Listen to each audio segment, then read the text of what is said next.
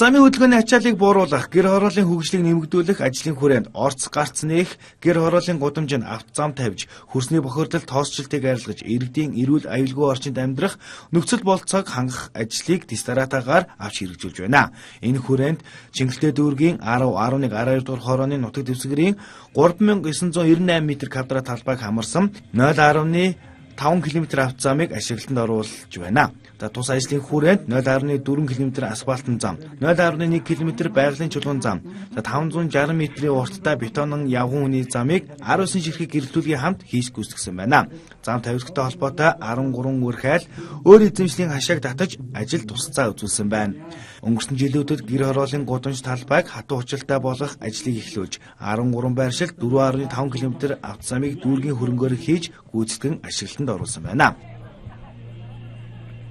Бас одоо авто замын хөдөлгөөний төвлөрөлийг бууруулах, зам оршин суугчдын одоо агаар хөрсний бохирдлыг бууруулах чиглэсэн ийм замуудыг бол бас дүүрэг орон нутгийнхаа урсгал төсвийн хөрөнгөөр хийж эхэлж байгаа. Тэгээ энэний нэг эхэл болгож, инжилийн ажлыг эхэл болгож 0.5 км зам бол уруу хэсэгтээ байгалийн чулуугаар, за ердийн хэсэгтээ бол асфальтаар ингэж хийсэн байгаа. Энийг бол дүүргийн тогтцоолын компани, за соёлын дээрийн компаниуд бас гүйцэтгэж гэрэлтүүлэхтэйгээр хийж өөрийн хийж явган замтаар хийсэн байгаа.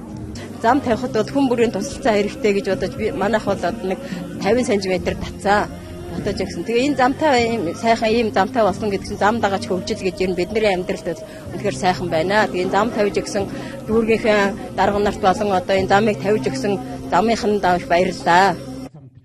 Чингэлтэй дүүргийн зүгээс эх жилүүдэд энэхүү ажлыг үргэлжлүүлэн гэр хорооллын бүх хороодын байр, сургууль, цэцэрлэг рүү хатуу учиртай замаар холбох, за иргэд ихээр зорчдог томоохон гудамжуудыг хатуу учиртай гэрэлтүүлэхтэй замтай болгож, хотын төвийн авто замын ачааллыг бууруулах, гэр хорооллолдоо хөдөлгөөний зөв зохион байгуулалттай авто замын сүлжээ бий болгох зорилт тавин ажлаа эхлүүлээд байгаа юм байна.